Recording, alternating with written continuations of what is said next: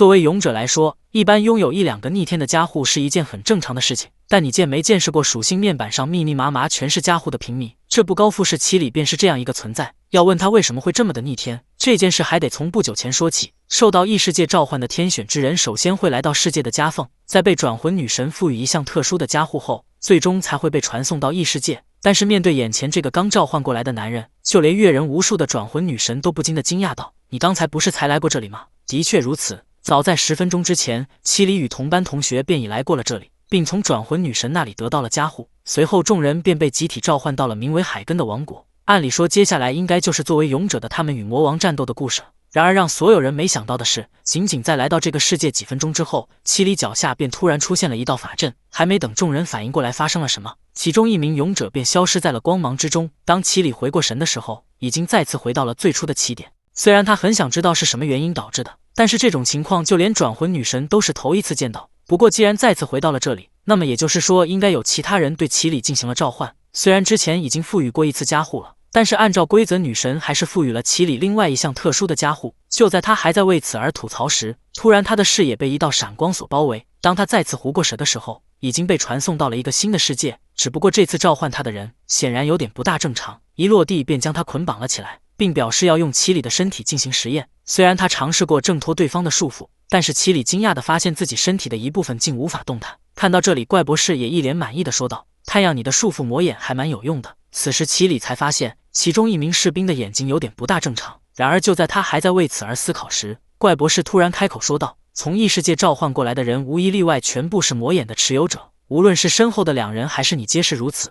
而对魔眼进行实验则是我的工作。那么接下来让我们一起度过一段愉快的时光吧。不过首先需要鉴定一下你的能力。”听到这里，另外一名士兵立即抓起了奇里，并开始用鉴定之眼观察了起来。从结果来看，奇里拥有十分稀有的异色魔眼，黑色的右眼名为视之魔眼，所持有的能力乃是特化鉴定以及印象记忆等，而黄金的左眼则是镇之魔眼，可以将法阵储存其中。听到这里，怪博士那是又喜又惊，随即他便让士兵将奇里按到床上，他已迫不及待地想要对其进行实验了。然而就在此时，那匪夷所思的一幕发生了。只见七里的脚下再次出现了召唤的法阵，伴随着那熟悉的闪光，七里竟再次回到了最初的起点。这样转魂女神十分的无语，甚至让她讲话的态度都从一开始的庄严神圣变为了一脸嫌弃。这可是你第3次来到这里了，你是不是喜欢我呀？对于这一点，七里虽然嘴上没说，但是他心里想的却是，如果女神能稍微减少一点暴露度的话，确实是他的菜。不过同时他也明白，就算和对方的关系搞得再好也没用。虽然眼前这种异常情况就连女神也是头一次见到，但是他答应七里自己稍后会调查一番，如果还有机会见面的话，到时候他会说出其中的原因。就这样，在赋予了一个新的家户后，七里便再次踏上了异世界的旅途。当他再次睁开眼时，映入眼帘的却是一张稚嫩的面孔。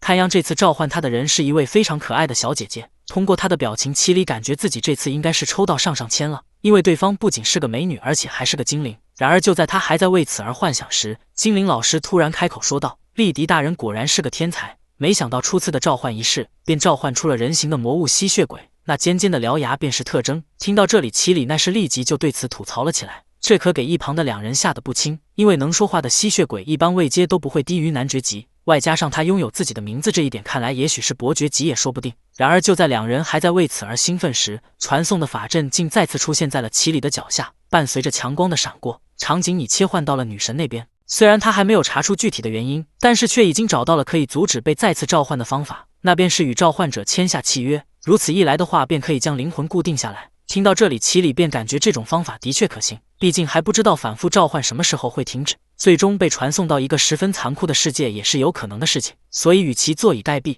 还不如找一个看起来还不错的世界安顿下来。想到这里，七里也随即决定，下一趟旅途差不多也该认真一下了。这次召唤他的人依然是一位可爱的妹子，从她的穿着以及自我介绍来看，对方应该是这个国家的第一公主，而自己则是以勇者的身份降临于此。既然如此的话，那么想必他在这里的待遇也不会差到哪去。虽然在此期间侍卫曾对他的失礼行为进行了阻止，但是七里根本没有跟他多说一句废话，因为留给他的时间已经不多了。想到这里，他便开始询问公主有没有类似与勇者签订契约的东西。在得知旁边的尖塔上可以举行盟约的仪式后，他便立即带着公主赶往了塔底。在此期间，卡恩娜公主曾对他能决定留下来一事表示了感谢。不过，毕竟与魔王战斗可不是一件简单的事情，所以他还是希望奇里能好好考虑一下再做决定。况且他也还没有做好心理准备。然而得到的回复却是完全没有这个必要。我现在只想快点和你缔结誓约，然后一辈子和你生活在这里。这句话直接给公主的大脑整宕机了。看她还在那里磨磨蹭蹭，于是奇里便打算抱起眼前这名麻烦的纯情少女，快速赶路。然而就在此时，那召唤的法阵再次出现在了奇里的脚下。看到这里，他也只能一脸无奈地说道：“不好意思，看样我的时间到了。”就这样，在公主的一脸懵逼下，奇里再次返回了最初的起点。此时，女神的表情已从一脸嫌弃转变成了看戏不怕事大的状态，甚至都开始调侃起了奇里泡妞的手段。不过话虽如此，但是有一点让她十分的在意，那便是奇里每一次回来都会比上次更不像个人类。虽然由他这个赋予者说出来有点奇怪，但是一直在积累加护的奇里其实已经处于开挂的状态了。为了确认这点是否属实，于是奇里便调出了状态栏。然而让他感到意外的是，获得的加护确实比他想象中的还要多出很多。不过魔物化这一点似乎对他的人性产生了影响。然而就在此时，奇里突然发现自己竟然有技能夺取的能力。虽然他很想知道这一招有什么效果，但是不知道为什么，他感觉自己的精神非常的疲劳，以至于让他都想在这里仰望女神度过一辈子的程度。然而就在此时，突然有一件事引起了奇里的注意，那便是女神大人怎么穿上衣服了。这句话让对方感到了一脸无语，明明是你之前要求的。对于这一点，奇里感觉虽然的确如此，但是他刚才好像并没有用嘴说出来吧。想到这里，他便已猜出女神应该拥有读心术的能力。对于这一点，对方也大方地承认了下来。随后女神便询问奇里对他现在的穿着是否满意，在得到了一个大大的赞后，女神也随即露出了胜利的表情。不过玩笑差不多就开到这里吧，因为没有太多的时间，所以接下来他只挑重要的说。女神已基本搞清楚了奇里为什么会出现反复召唤的异常状态。首先，受召的人一般会先从灵魂强大的人类开始选择，因为想要跨越次元，灵魂的强度是必须的。也就是说，奇里之所以会老被选上，那是因为他的灵魂已经强到了离谱的程度。伴随着这句话的结束，奇里已经开始了第5次的旅途。这次召唤他的人依然是个妹子，不过从对方的状态来看，她似乎比此时的自己还要疲劳。就在奇里还在为此而纳闷时，名为希娜的少女突然一脸虚弱地开口说道：“我是这个世上最强的黑暗魔法师，虽然这一魔法被各国列为了禁忌，但是我却从中看到了能够拯救世界的可能性。所以在这200年间，我耗尽了一切，终于到达了极致，但也因此导致了自己到了油尽灯枯的地步。所以拜托了，希望你能继承我的黑暗魔法，并用其拯救人类。”然而得到的回复却是我拒绝。这句话犹如五雷轰顶一般，让少女直接僵在了原地，直到奇里说出了那句“这就是这次的外挂了吧”，希娜才回过了神来。虽然她很在意奇里刚才的讲话，不过少女并没有对此进行过多的深究。此时她满脑子想的都是如何让奇里接受自己的请求，因为她已经没有退路了。为此，少女甚至提出，如果愿意继承自己的衣钵，那么她的这具身体可以任由奇里随意摆布。她还未有过第一次。然而得到的回复却是，虽然这是一个非常让人感兴趣的话题，但是不好意思，我办不到，因为我坚持不了几秒。伴随着这句话的结束，奇里的身下也开始出现了召唤的法阵。就这样，在少女的一脸惊讶下，她的身体也逐渐消失在了光芒之中。然而当奇里再次回到最初的起点时，女神的表情却变得无比严肃了起来。其实之前她曾管辖过刚才那个世界一段时间，因此也知道那个孩子的一些事情，想必她一定会在所剩无几的余生中一直后悔召唤的事情吧。对于这一点，奇里感觉没有那么夸张吧，只要再进行1次召唤不就行了吗？然而得到的回复却是异世界召唤可不是那么简单就能做到的事情，那可是他把剩余的生命转换成了魔力强行使用的召唤。听到这里，奇里瞬间感觉有些过意不去，但是造成这种结果也不是他的原因。对于这一点，女神表示并没有人责怪你，有时命运的恶作剧还真是可怕。如果他能晚1天举行召唤，也许真能得偿所愿。说到命运的话，其实你也足够算是被害者那一边的了。伴随着这句话的结束，奇里第6次的旅途也正式开始了。这次他是作为魔王被召唤到了异世界，这让奇里感到了少许的兴奋。与此同时，祭坛下的魔物则要比他更加亢奋一些，因为时隔1000年的时光，魔王大人终于再次降临于世了。这也使得为首的魔物迫不及待地询问奇里，这次魔王大人究竟要制作什么样的武器？此话一出，现场瞬间尴尬了起来。奇里没想到自己这个魔王竟然是武器炼成系的。当他再次返回女神的身边时，奇里的属性面板已经到了能吓死人的程度，这让女神都不禁地吐槽了起来，并询问奇里今后有什么打算。以他现在的能力，无论是当勇者还是魔王，应该都没有问题。对于这一点，奇里自己也没有想好。听到这里，女神便表示下一个就是最后的召唤了，所以在此之前，让我帮你把积攒的外挂好好整理一下吧。这次真的要告别了，我已经很久没有和人说这么多话了。其实还有点蛮舍不得的。对于这一点，齐里表示自己也是。伴随着强光的闪过，齐里也开始了最后的旅途。当他再次睁开眼时，映入眼帘的却是众人的一脸惊讶，这让齐里有些不知所措。就在他还在思考哪里出了问题时，突然这个国家的国王开口说道：“传承上说的勇者应该只有3人啊，为什么会召唤出第4人来？难道说他是不小心被卷入到召唤里的一般市民吗？除此之外，应该也没有其他可能啊。”想到这里，对方的公主也随即宣布，一开始出现的3人才是真正的勇者，而齐里只不过是被卷入到此事的一般市民。不过不管怎么说，总之感谢我吧，因为将你们召唤于此的不是别人，正是我这个旭日王国的第1公主。让你们做的事只有一件，那便是成为对魔族以及魔王军的战力。自魔族诞生魔王以来，便不停地侵吞着人类的土地。为了应对这一危机，国家联盟的宗主马卡德帝国向各国发出了布告，来召唤勇者吧。于是各国也纷纷响应了这一号召，开始培养勇者，并创建了勇者军。听到这里，齐里瞬间同情起了魔王军，这不就是想用人海战术淹死对方吗？在介绍完召唤勇者的目的后，旭日王国便为4人举办了鉴定的仪式。星崎龙斗的加护是极限突破，唐泽朱熹的加护是魔力亲和，而姬谷葵的加护则是结界术。至于最后的高富士齐里所得到的加护，竟然是盗贼的技能探知，这立即引起了周围人的议论。随后4人又纷纷进行了体力测试以及魔力检测。从结果上来说，龙斗在体力测试中展现出了非人一般的能力，而葵与朱熹则在魔力检测中获得了非凡的结果。至于拥有一堆外挂的高富士齐里，居然体力测试为平均值以下，魔力检测更是无限接近于0。直到傍晚时分，4人才被各自安顿到了自己的房间。这也让齐里终于可以确认一下状态蓝了。他之前所获得的加护并没有消失，之所以白天会那么的拉胯，那是因为吸血鬼的负面状态太阳神的厌恶，这会使得他的全部属性降低到原来的1/10，技能的使用也会因此受到限制。不过成长度上升等经验值类的加护似乎也适用于技能的升级，还有之前获得的夺取能力的技能触发条件也发生了少许的变化，现在必须通过吸血才能夺取对方的能力。想到这里，齐里也不禁的吐槽道：“太阳是那个时候调整吧。”最后是刚获得的探知，作为勇者来说，这一加护实在是太过于普通。不过这只是一般人的认知，只有齐里自己明白，这一加护可是真正意义上的开挂技能，只要他将其发动，那么即使是在厚重的墙壁在他的面前也犹如薄纱。这也使得齐里可以掌握周围一切生物的气息。然而就在此时，一位女仆出现在了探知的范围内，这也使得齐里突然有了一个大胆的想法，那便是将探知与视之魔眼相结合。如此一来的话，就连透视这种作弊的能力都可以做到，不过好像有点透得太过了。还有就是他的视之魔眼也可以对人类进行鉴病。通过该技能，齐里也得知了女仆的名字叫奈拉。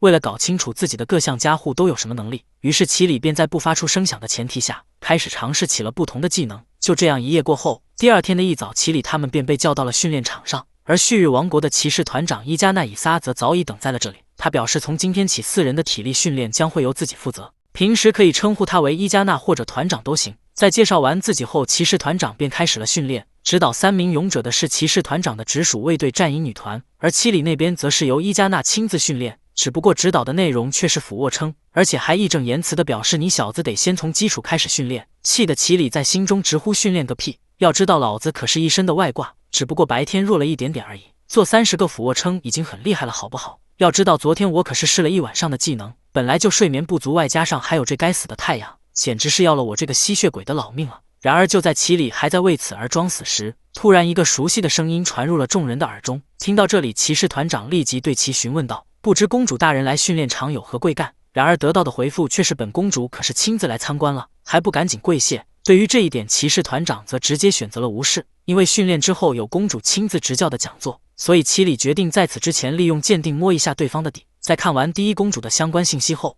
齐里也没打算放过另外一人，随即也查看起了第二公主的属性面目。不过当他看完以后，却产生了一个疑问，那便是他俩为什么没有名字，只显示公主？还有就是第二公主应该是妹妹才对，但是无论怎么看，第一公主才是更年幼的那一个。齐里本以为撑过骑士团长这一关后便能回屋睡觉，但是没成想竟然又被拽去学习王国的文化。第一公主认为齐里只是个平民，因此根本没有资格聆听自己的讲座，所以她的授课老师最终换成了第二公主。气得齐里在心中大呼，只要逮住机会，一定要好好欺负一下那个妄自尊大的人类。至于课程的内容，则是关于王国的历史。旭日王国是由曾经打败魔王的勇者小队里的一位魔法师建立的国家，因为建国者是女性的原因，所以这个国家崇拜的是魔女的信仰，因此王位的继承权一直都是由拥有浓厚魔女之血的女性掌握着。再就是这个国家盛产用于魔动具之类的魔物素材。虽然第二公主讲得很认真，但是齐里早就睡着了，不过她多少还是听了一些。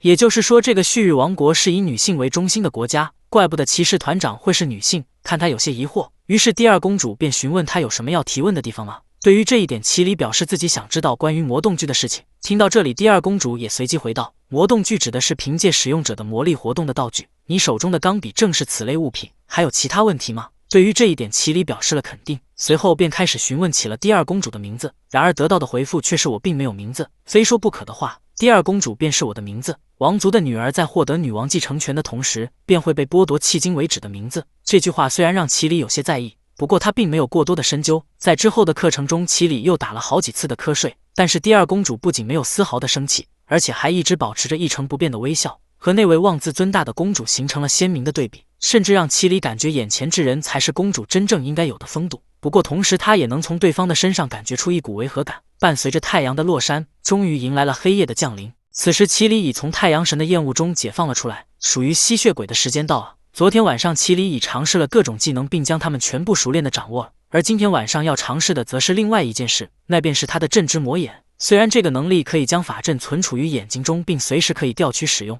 但是这个能力似乎只能存储魔眼所在世界的魔法阵。为了解决这个问题，齐里想出了一个方法，为此他特意叫来了女仆奈拉，并询问她今天穿的内衣是什么颜色了。然而对方想都没想便直接回答了黑色。看存储于镇之魔眼中的上级精神干扰魔法可以顺利施展，齐里便知道自己的想法确实可行，因为刚才他所施展的魔法其实并不是这个世界的，而是当初怪博士对他施加的魔法。虽然只是一瞬间，但是多亏了失之魔眼的印象记忆的能力，他还是将其记录了下来。而在那个世界看到的魔法阵还有另外一个，虽然远比精神干涉魔法复杂且巨大，但是也依然没有逃过齐里的魔眼，那便是召唤术的魔法阵。虽然镇之魔眼只能储存单个魔法，但是如果将视之魔眼中记录的法阵画在纸上的话，那么不仅可以无视只能使用当前世界的魔法这一项规则，而且还可以在两个法阵之间随意切换。想到这里，齐里立即将召唤的法阵复写到了镇之魔眼中，并打算试试效果如何。首先他先用视之魔眼的远视能力将坐标定在了城外，随后又发动了镇之魔眼中的召唤魔法。伴随着这一技能的成功施展，那熟悉的感觉又回来了。只见齐里的身体化为了一道光后，便随即传送到了他之前标定的地点。看到这里，齐里也随即兴奋道：看样转移成功了，这样以后自由外出也没有问题了。深夜的城外根本不用担心会遇到人类，因此齐里自然也不用害怕会暴露身份。想到这里，他便打算毫无顾虑地测试一下自己的能力。然而就在此时，突然一个生物映入了他的眼帘。起先齐里还以为对方只不过是个人畜无害的怪鸟，但是通过视之魔眼的鉴定，他才发现眼前这只丑陋的鸵鸟竟然是一只拥有超高属性的魔物。果不其然，当他靠近到足够近后，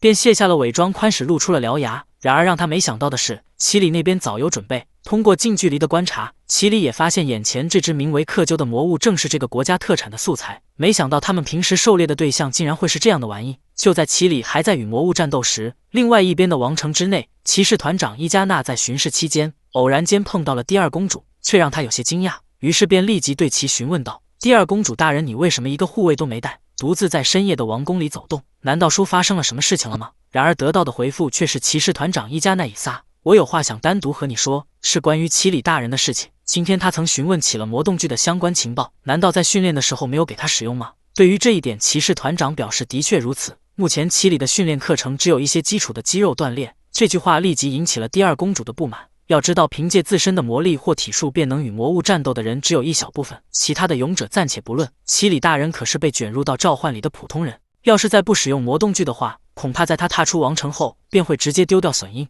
然而让第二公主没想到的是，她所说的情况只会发生在白天。当齐里从太阳神的厌恶中解放出来后，便会直接化身为黑夜的君主，就算魔王来了也能与其掰一掰手腕。这不，此时就有个不怕死的魔物非要招惹一下这个行走的外挂。只见齐里在使出黑暗魔法后，便随即潜入到了周围的影子中，随后更是使用体内的暗黑魔力，将所触及到的东西全部纳入到了自己的支配中。不过因为这一技能无法用在生物的身上，并且此时他的手里也没有可用的武器，所以齐里只能控制周围的石头来攻击克鸠。看到这里，对方已意识到了自己惹了不该惹的人，虽然他立即使出了最快的速度设法逃离此处，但是齐里显然没有打算放过眼前这个经验值。只见他在使出远距离操控术后，那几颗被支配的石头便犹如拥有追踪功能的炮弹一般，开始疯狂地朝克鸠的身上倾泻着火力。不多时，这场战斗便已分出了胜负。与此同时，另外一边的骑士团长也做出了自己的解释。他感觉虽然使用魔动具的话的确能变强，但那并不是齐里自己的力量。如果从一开始就彻底依赖自身以外的力量，那么只会让齐里变得软弱。为了防止这种事情发生，所以他认为齐里首先应该从内在开始磨练。听到这里，第二公主也随即开口说道：“对不起，我明白了，明明是持有着最强人类称号的你进行的训练，看样是我杞人忧天了。”在说完这句话后，第二公主便打算离开此处。然而就在此时，骑士团长突然开口说道：“第二公主大人，难道你已经无法像过去那样微笑了吗？”此话一出，两人之间的气氛瞬间紧张了起来。不过虽说这句话让对方的笑容消失了片刻，但是第二公主很快便恢复了正常，并随即表示自己现在的笑容跟以前并没有什么两样。听到这里，骑士团长又开始询问她是怎么看待第一公主以及女王的，然而得到的回复却是：“你在说什么呢？第一公主既有才能也有人望，我认为她是配得上女王宝座的不二人选。”对于这一点，骑士团长则表示：“这是你的真心话吗？”在沉默了片刻后，第二公主也随即回道：“我不明白你这句话是什么意思。还有就是我需要提醒你一下，刚才的话如果被哪个鼠辈听到并告知陛下的话，即使是骑士团长你也会被以不敬罪论处的。”在说完这句话后，第二公主便离开了那。然而当她走远后，骑士团长却喃喃自语道：“对陛下的不敬之罪以及告密的鼠辈吗？那种事根本不需要担心。”第二公主，不，阿丽亚大人。就这样，在各方的暗潮涌动下，第二天的夜晚也迎来了结束。像这样的生活又持续了2周的时间，齐里已大体搞明白了旭日王国的情况，这也让他不禁地吐槽道：“看样自己最终还是抽到了一个下签。要问其中的理由的话，首先这个国家完全是把他当成其他3人的附赠品来对待。再就是旭日王国其实正处于财务危机，就连召唤勇者的目的都是为了从国家联盟那里得到补助。还有最后这一点最令他无语，那便是就算他在课堂上打瞌睡，第二公主也不会对他进行任何的责备。不仅如此，而且就连表情都不带有变化的，怪不得他的称号为人偶姬，一个没有任何感情波动的人。在齐里看来，她是至今为止自己所见到的女人中最无趣的一个。就在齐里还在为此而摆烂时，突然外面传来了敲门的声音。听到这里，他便已知道吩咐女仆的事情已经办好了，那便是为他制作一个眼罩。虽然看起来很中二，但是金色的瞳孔在人类中会显得很显眼，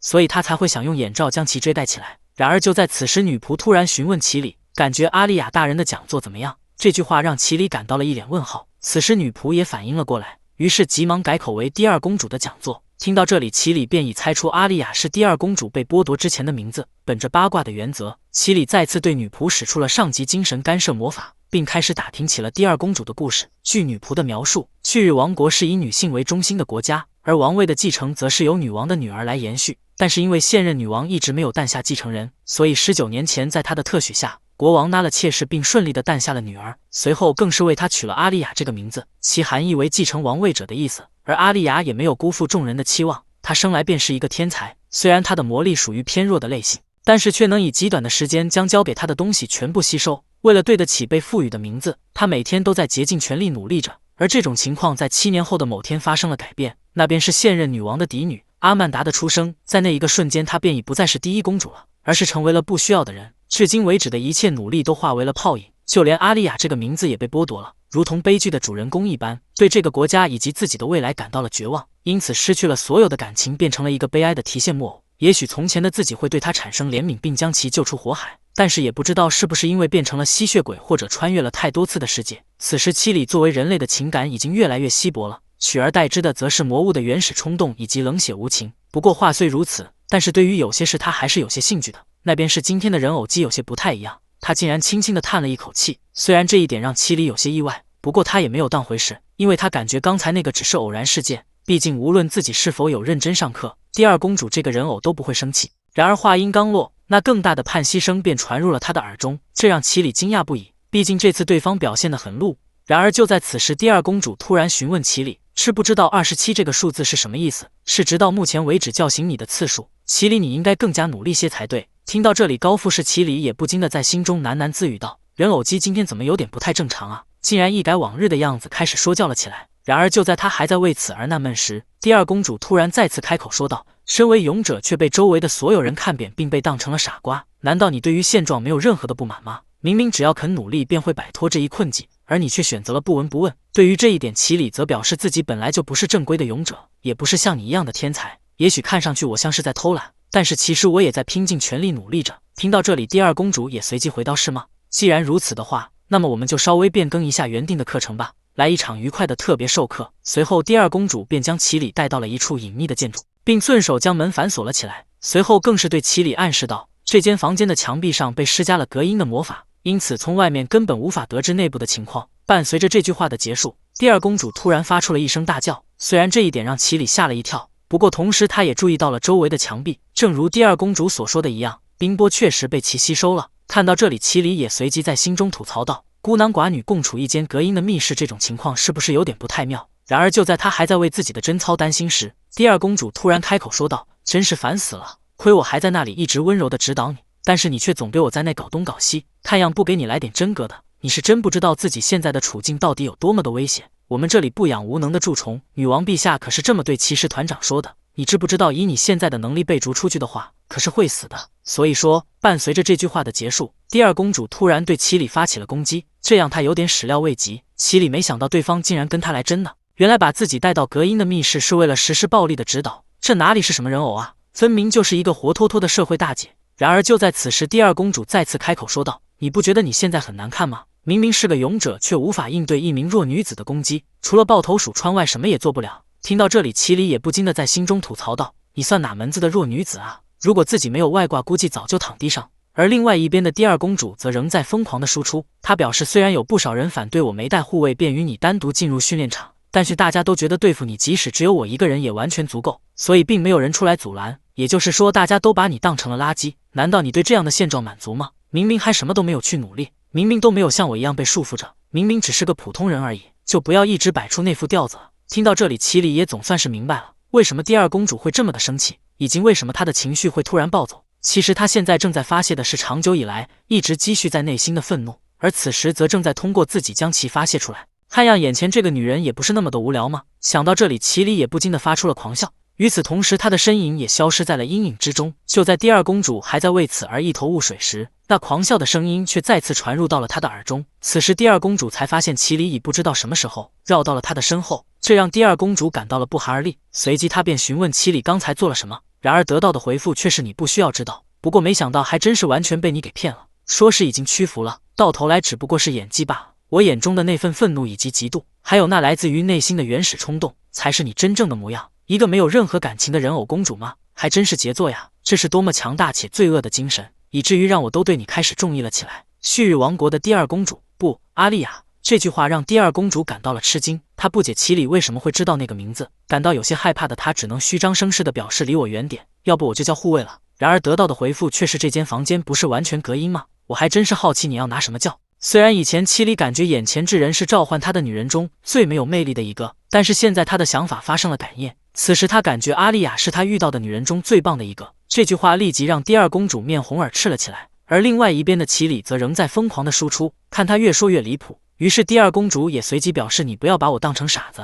然而得到的回复却是我是在称赞你，你存于内心深处的那份不屈于腐败和堕落的精神，你若是没有执着也不会对我有所依恋。不管你如何演绎一个人偶，你心中的那团火焰都是绝不可能被包住。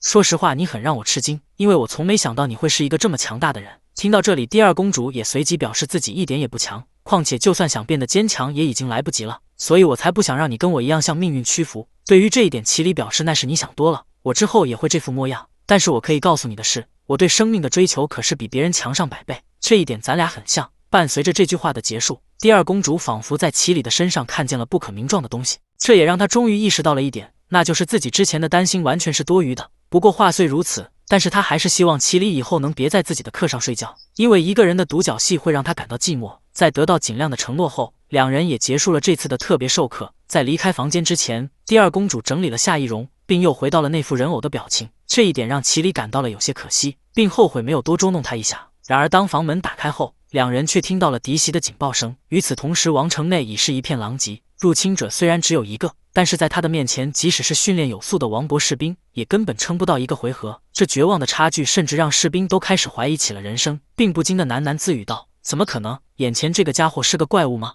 然而得到的回复却是你耳朵是不是有问题？我从一开始就自报姓名了吧？老子叫伊达正义，是个勇者，来这里是为了和高富士奇里进行决斗的，还不赶紧把他给老子交出来！听到这里，士兵们立即一脸愤怒地对其吼道：“即便你真是勇者，但是干出这种事，你以为能不受到任何处罚吗？”然而得到的回复却是不是给你们脸了？竟然还敢在那给我唧唧歪歪的！在解决完2名士兵后，伊达正义便再次开始了搜索。一段时间过后，骑士团长也赶到了王宫，随后便开始询问起了入侵者的情报。当得知对方只有1人，并且还是从大门口正大光明的打进来后，骑士团长也不禁的露出了惊讶的表情，并让他随即吐槽道：“怎么偏偏挑在今天这个特殊的日子出事？”而一旁的士兵则表示，正是因为要召开交流会，所以其他国家的勇者也来了不少。说出来你可能都不相信，那名入侵者自称为勇者。就在骑士团长还在掌握情报时，赶去与众人会合的星际龙斗他们，则好巧不巧地碰到了伊达正义。在看见3人的瞬间，伊达正义便知道龙斗他们是这个国家的勇者，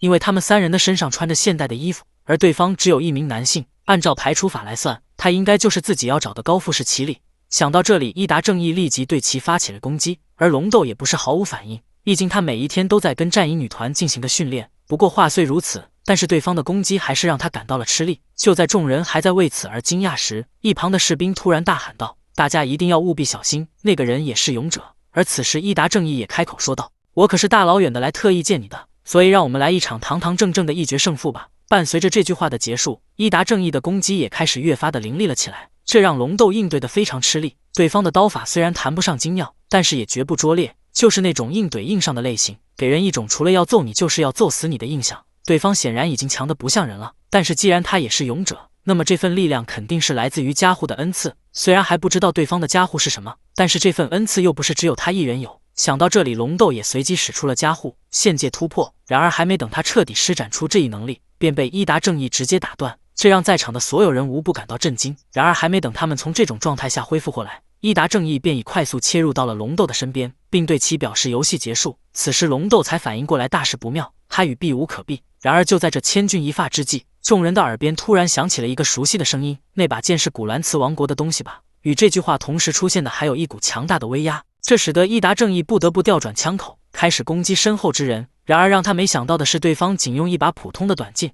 便单手挡下了他的攻击。与此同时，骑士团长也开口说道：“你难道不觉得自己做的有些过火了吗？来自邻国的客人啊！”对于这一点，伊达正义不仅没有回忆，反而还询问伊加纳是什么人。在得知对方是旭日王国的骑士团长后，他便立即与其拉开了距离。虽然光从气场上来看，他就知道对方绝非等闲之辈，但是无论是谁，只要敢挡老子的道，那么老子就照打不误。听到这里，骑士团长也随即表示：“我明白了，看样只能稍微用点粗暴的方式来欢迎你了。”伴随着这句话的结束，两人也同时发起了攻击。在经过了短暂的交手后，伊达正义发现自己并没有占到半点便宜，于是他只能改成双手持剑，并利用高度的优势对骑士团长发出了全力的一击。看到这里，伊加纳也做出了蓄力的姿势，伴随着一声巨响，无数的斩击也出现在了伊达正义的面前，这显然出乎了他的意料。虽然伊达正义还是凭借着过硬的剑技，硬生生的将其扛了下来，不过他也并不是完全挡下了所有的攻击。对手的强大让伊达正义感到了兴奋，并让他不禁的喃喃自语道：“不是勇者竟然能强到这种程度，看样今天算是碰上对手了。既然如此的话，那么我也久违的用一下加护吧。”这句话让龙斗感到了吃惊，他没想到对方直到目前为止的战斗，竟然一次加护都没有用过。而骑士团长那边则要比他淡定许多，他警告伊达正义，如果不赶紧放下武器，那么接下来他将不会在手下留情了。对于这一点，伊达正义则表示，在自己的目的达成之前，我是不会停下的。听到这里，骑士团长便询问他口中的目的是什么，然而得到的回复却是我要打败高富士奇里。这句话立即让骑士团长一脸问号了起来，并让他不禁的开口说道：“那你为何要按着龙斗一个劲的揍？”听到这里，伊达正义则在一边施展剑术的加护，一边开口说道：“龙斗吗？那是谁？”然而就在他即将再次发起攻击时，忽然一股毛骨悚然的威压让他愣在了原地。就算是刚才的骑士团长都没有让他害怕到这种程度，甚至都让他产生了魔王亲临现场的错觉。想到这里，伊达正义立即调整了姿势，并对楼上之人喊道：“你到底是个什么？”然而当他看到奇里的真容以及探知到对方的魔力后，便感觉自己刚才可能太紧张了，从而产生了错觉。而另外一边的奇里则正在心中吐槽着眼前的状况。现场的士兵不仅东倒西歪的，而且还有一个貌似是邻国的贵族在一个劲的不停的道歉。更让人生气的是，龙斗那边竟然已经开始了让人羡慕的后宫生活，而造成这一切的罪魁祸首看样就是眼前这货没跑啊。与此同时，伊达正义也开口说道：“终于找到你了，高富士齐里。”听到这里，齐里也随即回道：“请问你是哪位？”这句话让在场的所有人吃了一惊，他们没想到两人竟然完全不认识。对于这一点，齐里感觉这不废话吗？自己怎么可能会有这种一看就是胜利组的朋友，而且对方的名字还如此的中二，总感觉如果跟他搭上什么关系的话，准没好事。就在齐里还在心中不停的吐槽时，伊达正义则再次开口说道：“高富士齐里，老子要跟你单挑，为的就是向女神大人证明，老子才是真正配得上她的男人。”听到这里，齐里总算是明白了，那个女人又坑了他一次。时间回到几个星期之前，在送走齐里之后，转魂女神虽然又接待了好几个勇者，但是无一例外，他们都跟其他人没什么区别。就在他还在为此而吐槽齐里的特殊时，最追斗7点迎来了另外一名穿越者。按照规章制度，他又将那一套陈芝麻烂谷子的话重复了一遍。然而话音刚落，对方便说出了一个请字，这让女神有了一股不好的感觉。果不其然，下一秒伊达正义便直接求起了婚来，而女神也没惯着他，直接就表示了拒绝。这样现场的气氛瞬间尴尬了起来，害怕会影响到他作为勇者的心态。于是女神只能随便找了个理由，便将伊达正义传送到了召唤者的身边。勇者的一番话语让齐里感到了无语，他刚才讲了半天的废话，总结起来不就是他向女神求婚后遭到了拒绝吗？想到这里，齐里也随即开口说道：“你被女神甩了又不是我的原因，为什么非要来找我单挑啊？”然而得到的回复却是：“你还在这跟老子装傻拿是吧？”虽然起先女神大人跟你一样，表示因为身份的关系，所以不能接受我的表白，但是在我的再三追问下，女神大人最终还是说出了理由。她表示自己之前碰到了一名召唤者，他的名字叫高富士齐里，而自己则对他一见钟情，所以如果你的灵魂能比他更加强韧，那么我或许可以考虑一下。听到这里，齐里总算是弄清楚了事情的前因后果，气得他直呼下次再见面的时候一定要好好收拾一顿那个给自己挖坑的女神。与此同时，另外一边的伊达正义则表示闲话就讲到这里了，如果是你的话，我也不用再放水了，让我们直接用上家户来一场全力的对决吧。听到这里，龙斗立即挡下了齐里，并让他不要迎战，因为他知道对方的实力非常的恐怖。虽然齐里本来也没有打算搭理眼前这个傻缺，但是眼下他的处境似乎有点不妙。这个国家的女王已经有要将他赶出王宫的念头，或许可以利用一下这次的机会。想到这里，齐里也随即回道：“不就是决斗吗？我奉陪到底。”这句话让在场的所有人都感到了震惊，他们没想到齐里这个废柴竟然还真敢答应对方的决斗，明明连龙斗都不是伊达正义的对手，更何况是一个只能做30个俯卧撑的弱鸡。而另外一边的伊达正义则对齐里的胆识表示了称赞，不愧是被女神看上的男人。然而就在他做好了所有的准备，即将发起攻击时，齐里突然开口说道：“那么我们要以什么样的形式决斗呢？”这句话立即让伊达正义一脸问号了起来。男人之间的决斗除了抄家伙拼个你死我活外，还有其他的吗？对于这一点，齐里则有不同的看法。他表示，如果有人拿着冲锋枪去跟另外一个赤手空拳的人决斗，那么这场比试是否算得上公平公正？听到这里，伊达正义便询问齐里到底想说什么，然而得到的回复却是：“我拥有的家户名为探智，也就是非战斗的能力，而你那边的家户貌似是跟战斗有关的剑术来着，所以如果你想在自己最擅长的领域单方面吊打一个没啥战力的辅助，那么我也没有任何怨言。”正如齐里预料中的一样，伊达正义是一个非常单纯的人，因此他很快便上钩了。大呼老子可不会干出这种卑鄙的事。随后更是让齐里来决定他们的比试要以什么样的形式来进行。在思考了片刻后，齐里也一脸坏笑地说道：“像这样的形式你觉得怎么样？”为了博取女神的芳心，于是勇者便打算与一般市民来一场男人之间的决斗。但是在齐里的一番骚操作下，最终两人的比试变成了攻略地下城。这里是齐里在夜间练级时偶然发现的地方，正好可以利用这次的事件好好探索一番。胜利的条件为击败第一层的首领，这样的话，不管是辅助的家伙还是战斗的家伙，都可以公平的派上用场。随后齐里便打算规定一个攻略的时间，然而话讲到一半，伊达正义便没了踪影。看到这里，齐里也随即一脸坏笑的说道：“那么勇者大人，你就好好的努力吧。”随后齐里也开始了探索。与伊达正义不同，齐里虽然同样漫步于地下城之中，但是他却一个魔物都没有碰到。要问其中的原因的话，那便是齐里在使用完探知的加护后，便犹如开了全图一般，所有魔物的位置都尽在他的掌握之中。当然有人在悄悄地跟踪他，这一点齐里也早就知道了。之所以没有解决对方，那是因为之前他们身处地下城的入口处，而此时已经到了迷宫的深处，自然可以动手了。这不再来到一处死胡同后，齐里便消失在了道路的尽头，这让跟踪者很是纳闷。就在他还在寻找周围有没有暗门时，齐里则已悄悄地从阴影中浮现了出来。就在他即将动手时，齐里突然发现跟踪他的竟然还是个熟人，这也让他随即对其询问道：“你在这里是想做什么呢，阿丽亚？”然而得到的回复却是：“我还想问你的是怎么绕到我的身后的。”对于这一点，齐里在随便找了一个理由后，便立即转移了话题。开始询问阿丽亚穿的跟个前行者似的是要作甚。听到这里，第二公主则一脸不好意思地回道：“我就是有点担心你，所以才过来看看。”对于这一点，齐里表示了存疑，毕竟第二公主身上的装备实在是太齐全了。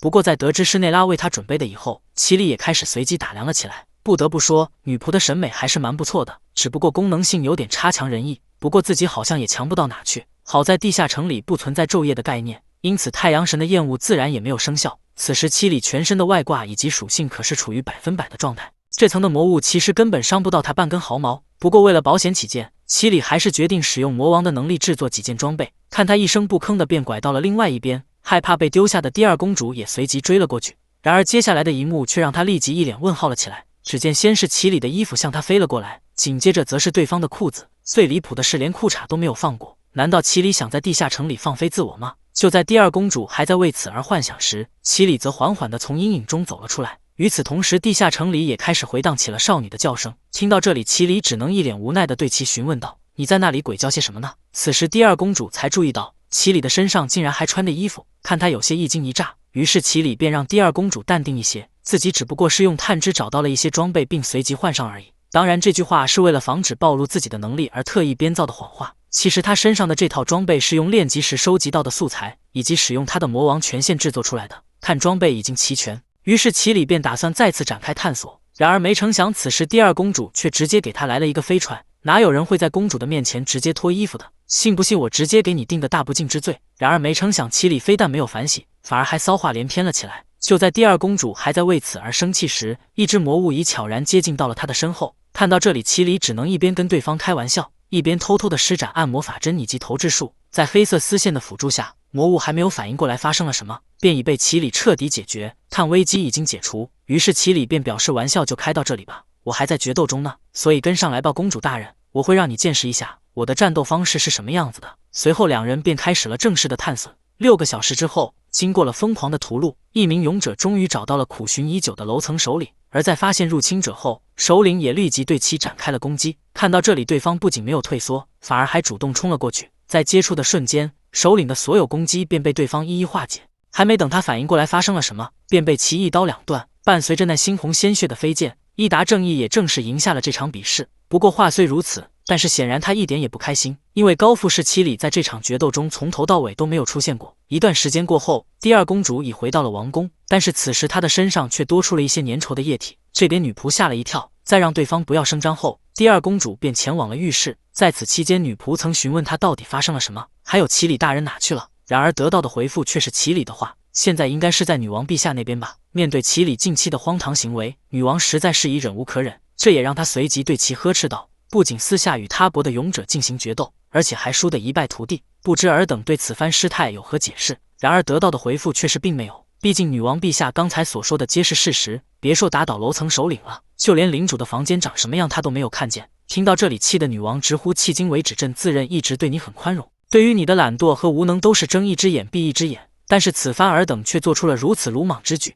并给旭日王国造成了重大的损失。像你这样的无能废物根本没有必要留在城里了，因此朕宣布高富士齐里判处流放之刑。临走前你还有什么话要说吗？然而得到的回复却是当然有。听到这里，女王立即一脸愤怒地对其询问道：“还有什么？”对于这一点，齐里则表示自己可不记得什么时候做过有损旭日王国的事情。虽然我的确输掉了决斗，但也仅此而已。不知陛下是否知道，我与伊达正义在这次的决斗中赌上了什么？在得到否定的答复后，齐里也随即一脸兴奋地说道：“我们赌上的是男人的面子，而这次的决斗也只不过是为了证明自己是否配得上某位女神。”这句话让女王感到了无语，随即她便询问齐里：“真的就只有这些吗？”对于这一点，齐里表示了肯定，也就是说这次的决斗并没有赌上什么实际的东西，因此即便是我输了，对旭日王国也不会产生任何的损害。况且这次我又不是空手而归，毕竟探索地下城的机会可不多。虽然我的确打不过别国的勇者，但是论给国家做的贡献，我可比他强多啊。所以女王陛下，请打开眼前这个袋子看一看嘛。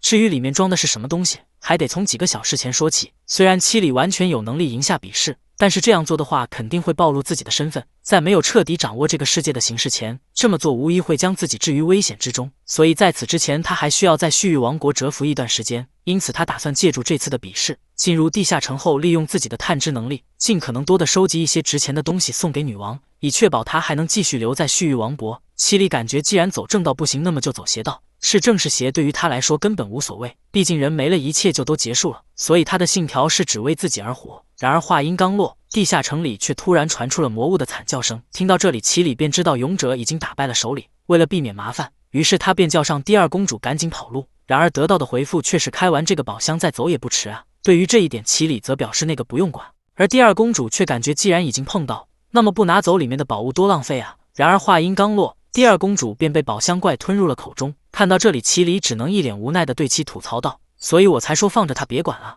然而得到的回复却是有功夫在那里说风凉话，还不如赶紧将我救出来。就这样，在欣赏了好一段时间后，奇里才将第二公主拽了出来。回忆到这里，阿丽亚也不禁地开口说道，以决斗为借口，趁机进入地下城，并通过搜集迷宫里的宝物来向国家证明探知的作用。没想到他会用这种方法来处理败北，并且还成功地回避了被流放的结局。高富士奇里，看样你比我想象中的还要强大，以及更加的坏心眼。虽然中间出现了一点小插曲，但是并没有影响旭日王国与古兰茨共和国共同举办的勇者交流会。而这场宴会的主角自然是龙斗以及他的后宫，还有伊达正义与其他2名勇者。至于高富士奇里，因为是非正规勇者，所以只能缩在角落里观看众人的表演。要不是上缴宝物有功，这样的宴会其实根本不会让他来的。毕竟他的身份向外公布的也是被卷入到召唤里的一般市民。看着龙斗一身华丽左拥右抱，气得奇里大呼该死的现充。不过他之所以会同意来参加这场宴会，其实是为了收集其他勇者的情报。然而就在他即将使用尸之魔眼时，突然一头肥猪挡住了他的视线。不过好在对方主动走了过来，并为伊达正义的失礼向奇里表示了抱歉，这也让他成功收集到了3人的信息。随后众人便交谈了起来。虽然在此期间和田光曾让伊达正义向众人道歉，但是得到的回复却是闭嘴吧你这个飞机场，气得他差点做出与伊达正义相同的事情。趁着2人还在互相争论时，奇里则偷偷地离开了人群。注意到这点的和田光随即便询问龙斗他们，那个人也是这个国家的勇者吧？既然能让伊达正义主动对其发起决斗，想必他的实力非常的强吧？对于这一点，魁与朱熹立即表示了否定，毕竟奇里是个连31个俯卧撑都做不了的弱鸡。这句话让和田光很是吃惊，闹了半天伊达正义你费了这么大的功夫，冲进了对方的泉水里，就是特意为了去虐一个没什么战力的菜鸡啊！然而话音刚落，一个冰冷的声音便传入了他的耳中，那个人是个弱鸡吗？别开玩笑了。然而就在2人还在为此而争论时，另外一边的奇里则已趁乱离开了人群。看着眼前这场极尽奢华的晚宴，以及周围那一个个穿金戴银的柜子，实在是没办法将贫穷2字与这个国家挂上钩，但实际情况却是旭日王国的财政十分的吃紧。就在他们还在这里贪图享乐时，外面的街道上都随时可能会出现因为贫穷而饿死的人，看样这个国家已经烂到根子里了。然而就在奇里还在为此而吐槽时，突然一个熟人映入了他的眼帘。看到这里，奇里立即上前与阿丽亚打起了招呼，但是当看到对方的表情后，奇里便知道在公开场合与他讲话根本是浪费时间，因为对方将会坚定不移地扮演人偶公主。想到这里，奇里便打算独自离开宴会。然而就在此时，突然有人叫住了他。在发现是伊达正义后，奇里便知道麻烦要来了。果不其然，随后伊达正义便将他带到了外面，并询问他今天比试到底是怎么回事，为什么会放着决斗不管而跑去开宝箱。不过不管你葫芦里卖的什么药，这场赌上女神亲爱的神圣战斗是我赢了，所以就算你现在想后悔也已经晚了。然而得到的回复却是放心吧，我是不会后悔的。看他总是一脸陪笑的样子，于是伊达正义便不爽地说道，真是不明白女神大人为什么会看上像你这样的人。伴随着这句话的解释，伊达正义也悄无声息地向奇里掷出了手里的骨头。虽然这一攻击极其的迅速，但是奇里还是做出了躲闪的动作。看到这里，伊达正义则随即开口说道，不好意思，我有随手丢垃圾的习惯。不过话说回来，你反应的还挺快的，明明这个国家的其他勇者都无法做到这点。在说完这句话后，伊达正义便离开了那里，这也让奇里不禁地吐槽了起来，那个搞事的女神竟然把这么麻烦的人甩到我这里来了。而造成这一局面的始作俑者，此时则仍在神殿里臭美。他感觉按照时间来算，伊达正义差不多也该冲到灵果了。不过要想在灵魂的强度上胜过那个男人，根本就是螳臂挡车，不自量力，还不如早点回家洗洗睡呢。所谓的灵魂强度即是精神的强度，它既代表着傲慢，也代表着强欲。而集这些于一身的高富士奇里，他的好胜心比万千世界里的任何一个人都要强。被我选中的那个男人，即使全世界皆与他为敌，他也会毫不在意地将所有敌人全部毁灭。毕竟高富士奇里拥有混沌之恶，今后那个男人会有何等的造化，就连身为女神的自己都有些好奇。在看完骑士团长与伊达正义的对战后，奇里深感这个世界有太多比他想象中还要更加棘手的人，而眼下自己的升级则陷入了停滞。不过这也是意料之中的事情，毕竟城外只有一些杂鱼魔物，要想继续提升等级的话，看样只能扩大行动的范围了。然而还没等他探索多久，七里的视之魔眼便发现在一处平平无奇的森林中有魔法波动。当他靠近之后，一处隐藏于幻术之中的密林也出现在了他的面前，这让七里很是好奇。随即他便使用视之魔眼的幻灭能力，进入了这个与外界完全隔离的梦幻空间。然而没走2步，便遭受到了一只从未见过的狼形魔物的袭击。幸亏七里提早将镇之魔眼里的魔法改为了精神控制，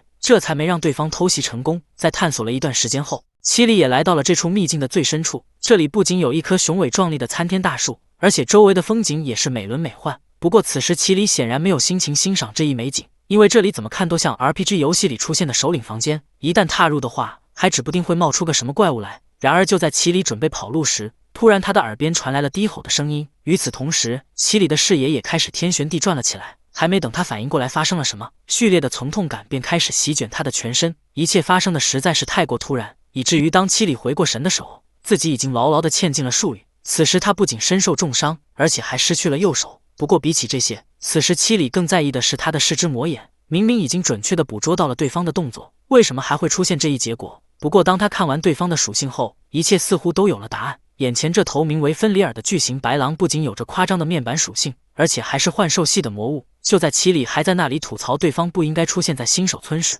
突然他的脑中出现了一个陌生的声音：渺小的人类，汝等擅闯此地所为何事？虽然对方可以说话这一点让七里有些意外，但是眼下还是脱身要紧。想到这里，七里便表示自己只是迷路了，所以才会误闯到此处。当然这句话有一半是真的，其实在他踏入到秘境的瞬间，探知的加护便失灵了。从这一点可以看出，这里与外面处于不同的世界。然而听完高富士七里的说辞后，芬里尔也随即开口说道：残害了吾等众多的同胞，做出了如此丧尽天良之事，竟然还敢在这里大言不惭。也罢，反正汝已知晓圣地的位置，所以吾从一开始也没打算让你活着离开。听到这里，七里也只能一脸无奈的迎战了。然而对于这一点，芬里尔却表示了不屑一顾，因为此时的七里不仅失去了右臂，而且就连一个魔动具都没有。然而话音刚落，芬里尔便惊讶地发现，七里的右臂竟不知道什么时候又重新长了出来。对于这一点，七里也有些意外，虽说扣除了不少的血量，但是没想到他竟然还有再生的能力。看到这里，芬里尔便知道七里并不是人类。当他得知对方是吸血鬼后，芬里尔更加坚定了不能放走七里的决定。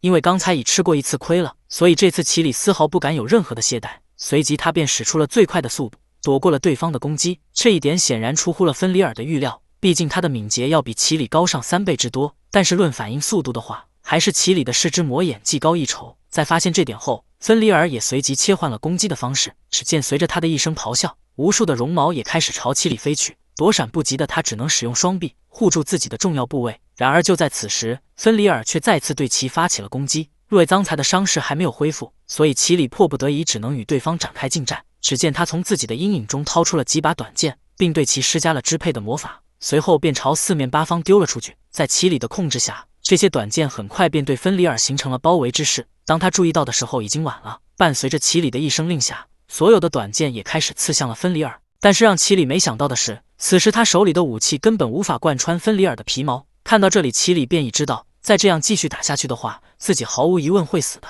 虽然他很想用召唤魔法逃离此处，但是在进入秘境之前，他便已将镇之魔眼换成了精神干涉。如果不再看一眼召唤的法阵，是无法切换回来了。可是让人尴尬的是，那张纸已经损坏了。就在七里还在思考接下来该怎么办时，芬里尔突然咆哮道：这种平弱的攻击怎么可能会对我奏效？想要伤到我的话，最起码也需要这样的攻击。伴随着这句话的结束，芬里尔再次使用绒毛对七里发起了攻击，只不过这次的力度要比之前的强上许多。即使七里已做出了防御，但是他的身体还是被其贯穿了好几个大洞。更要命的是，这次的攻击使得他损失了一只魔眼。然而就在芬里尔以为自己已赢下胜利时，他却惊讶地发现七里已不见了踪影。这让芬里尔很是纳闷，明明刚才确实有打中的手感，但是尸体却不知道哪去了。就在他还在为此而寻找时，突然他的前方出现了一道召唤的法阵。因为一切实在是太过突然，以至于芬里尔还没有做出反应，便被七里的双刃刺瞎了眼睛。这也使得他立即发出了阵阵的悲鸣。与芬里尔的表情形成对比的是七里那边，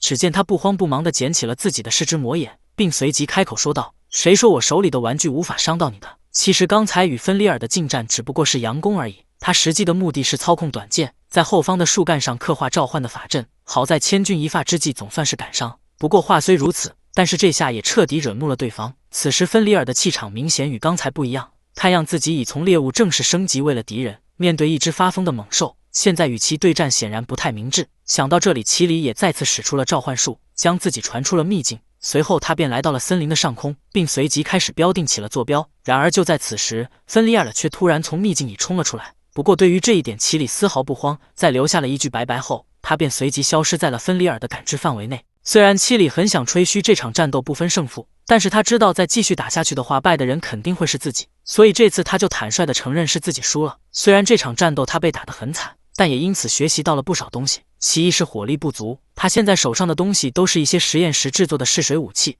太阳有必要生产一些正式的装备了。其二则是通过与芬里尔的战斗，让他意识到了自己的身体无论受到什么样的伤害，都可以通过消耗血量来达到再生的效果。不过扣除 HP 的规律他还没有搞明白，当时被芬里尔贯穿头部时只扣除了5点血量，而反观右臂的再生则消耗了他80点的 HP。从这一点推测的话， HP 的削减是根据受伤后损失的体积来计算的。再就是再生的能力应该是吸血鬼的被动技能，毕竟需要用到血液来重塑身体。既然如此的话，那么作为血泵的心脏则很有可能就是他的致命弱点。还有一点，虽然跟这次的芬里尔事件没有关系，但是却让他非常的在意，那便是这个世界的吸血鬼弱点是否适用于他的身上。想到这里，奇里也随即拿出了秘银武器，并划伤了自己的手指。从结论来说，这个世界的设定根本无法对他产生制约。不过想想也是，按理说这里并没有提升等级和习得技能的设定，但是自己却能通过狩猎来叠加等级以及抢夺技能。至于魔法，也可以使用镇之魔眼来发动。也许正是这个原因，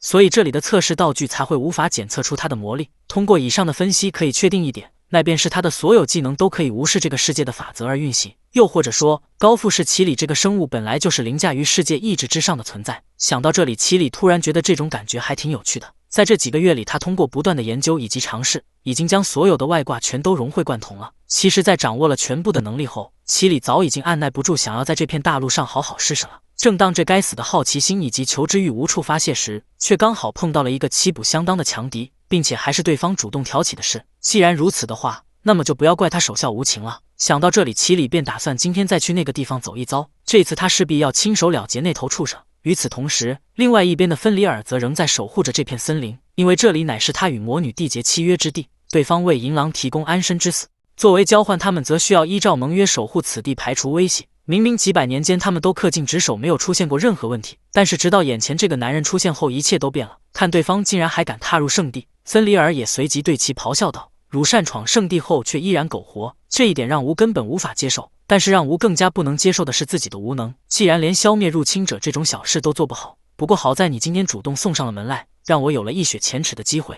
今日吾势必将汝碎尸万段，挫骨扬灰。”对于这一点，奇里只是呵呵一笑。随后便开启了疯狂的嘲讽模式。奇里之所以会这么做，那是因为他感觉要想打败眼前这个面板数据比他高出数倍的怪物，那么就必须用点特殊的方法。为此，他首先需要将对方的仇恨拉满。想到这里，奇里也随即开口说道：“这个地方对于你来说真的就那么重要吗？”然而得到的回复却是当然了。为了这片森林和我的同胞，我愿为之付出我的生命。在吸取了上次的教训后，这次芬里尔显然没有轻敌，一上来便使用饱和攻击，试图通过消耗战来磨死敌人。不过这次奇里也做好了充足的准备，只见他在向下方做出了一个手势后，奇里的影子里便突然冲出了2道身影，并随即对敌人发起了攻击。察觉出不对的芬里尔立即质问奇里这些是什么，然而得到的回复却是：“你的嗅觉不是很灵敏吗？何不自己闻一下看看？”听到这里，芬里尔也立即开始分辨起了对方的气味，但是所得到的结果让他怎么也无法相信同胞们为什么会攻击自己。然而就在此时，奇里也开口说道：“需要纠正你一下，是曾经的同伴，而如今他们则是我的眷属。不知道你现在感觉如何？倾尽一生守护的存在，现在却反过来攻击自己。看到曾经的同伴如今像狗一样被我操纵，又是一种什么样的感受呢？他们现在已经不属于你了。”听到这里，芬里尔也彻底丧失了理智。此时他的脑中只有一个想法，那就是无论付出什么样的代价，也要将眼前这个可恨的男人碎尸万段。看到这里，奇里便知道对方已经上钩了。此时芬里尔的怒气已涨到了极限，以至于他的攻击都变成了毫无章法的横冲直撞。虽然拥有很高的威力，但是却比之前容易躲闪很多。看到这里，奇里也不禁的在心中喃喃自语道：“到目前为止，一切都在计划之内，接下来该让那群黑狗阻挡一下芬里尔了。”想到这里，奇里也随即调动起了自己的眷属，随后便进入了看戏的模式。然而就是这片刻的松懈，却差点要了他的老命。在正面接下了芬里尔的全力一击后，奇里的全身上下可以说是没有一处完好的。不过话虽如此，但是这些致命伤对于吸血鬼来说根本就不算什么。这不赶在芬里尔的下一次攻击之前，奇里的身体便已恢复如初，随即他便使出了召唤魔法，来到了森林的上空。因为之前已见识过这招，所以这次芬里尔也立即做出了反应。他可不会让奇里从自己眼前再逃跑一次了。眼瞅他离自己越来越近，奇里也再次使出了召唤魔法，改变了自己的位置。虽然这一招用来逃生非常的管用，但是消耗魔力的速度也确实有点夸张。考虑到回城时所需的魔力，接下来他也只能再用一次召唤魔法进行闪避。既然如此的话，那么比起被动防御，还不如主动出击。面对奇里的攻击，芬里尔根本不屑于闪避，毕竟他的短剑根本伤不到自己。然而让他没想到的是，这次奇里带来的全是一些真胶，非常轻松的便划破了芬里尔的皮毛。不过话虽如此，但是在他看来，对方的攻击只不过是一些雕虫小技而已。随即他便使用绒毛进行了还击。看到这里，奇里也立即从隐空间里掏出了一把大宝剑，命挡在了身前。不过因为剑身的面积实在是太小了，以至于奇里的身体还是受到了重创。就在芬里尔以为自己的攻击奏效时，奇里却突然狂笑道：“真是帮大忙了！刚才那一下让我飞得更高了，总算是到了可以逃跑的位置。”听到这里，芬里尔才察觉出了不妙，随即他便用上了全身的力气。就在奇里还在为此而观察时，芬里尔突然再次朝他发起了突袭，并且这次的速度要比之前快上许多。然而就在这千钧一发之际，奇里却再次露出了诡异的微笑。与此同时，他已向下方的地面施展出了召唤的魔法，一切正如他预料中的一样，可以说是分秒不差。伴随着这句话的结束，奇里也从阴影中扯出了一根黑色的丝线，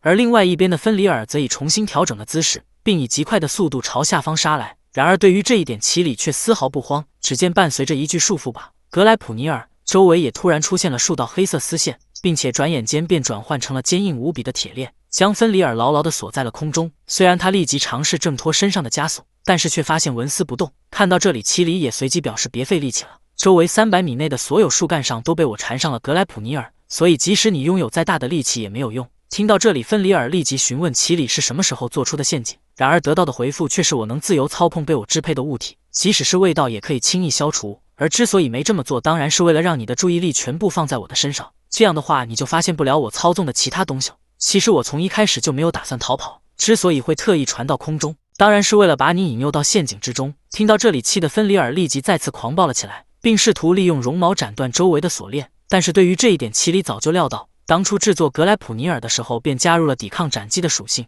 也就是说你被锁链束缚的那一刻起，这场战斗就已经结束了。那么接下来我就不客气了。一段时间过后，芬里尔也彻底失去了动静，而奇里那边则顺利地将他的所有技能全部抢夺了过来。